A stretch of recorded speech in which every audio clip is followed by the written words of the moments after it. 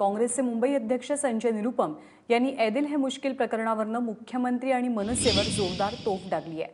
मुख्यमंत्री एका ब्रोकरची भूमिका पार पाडत राज ठाकरे आणि निर्मात्यांची भेट घडवून आणतात असा आरोप निरुपमांनी केलेला आहे आणि या बैठकीचा सविस्तर तपशील बाहेर येणं अपेक्षित आहे, अन्यथा कोर्टात जाण्याचा इशारा सुद्धा संजय निरुपम यांच्या वतीनं दिला गेला आहे।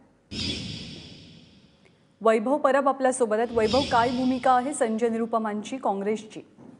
ज्ञानदा, ज्या पद्धतीने आपण ऐकलं की संजय निरुपम यांनी हा संपूर्ण बैठकी संदर्भात एक प्रश्नचिन्ह निर्माण केलेलं आहे की बैठक किती मिनिटांची झाली, त्या बैठकीत नेमकं काय झालं याची संपूर्ण माहिती आता सविस्तर समोर आणावी, नाहीतर आम्ही मुंबई काँग्रेस आहे ते कोर्टाच्या दारावर आम्ही ठोठवणार आहोत। त्याचबरोबर मुख्यमंत्र्यांनी ह्या बैठकीत एका ब्रोकरची भूमिका पार पाडली असल्याचं त्यांनी वारंवार म्हणत होते। आम्ही त्याच्यावर विचारलं की ब्रोकरची भूमिका म्हणजे नेमकं काय भूमिका पार पडली, तर त्यावर संजय निरुपमांनी असं सांगितलं की ज्या बैठकीत फायनान्शियली सेटलमेंट होते त्यांनाच तर खऱ्या अर्थानं दलाल म्हटलं जातात आणि खऱ्या अर्थानं आता मुख्यमंत्र्यांना ह्या शब्दावरनं ह्या खालच्या पातळीवरनं टीका केल्यामुळे आता काय नेमकं पुढे राजकारण रंगतंय हेच पाहणं उत्सुकतेचं ठरणार आहे। ज्ञानदा, वैभव, धन्यवाद या माहितीबद्दल।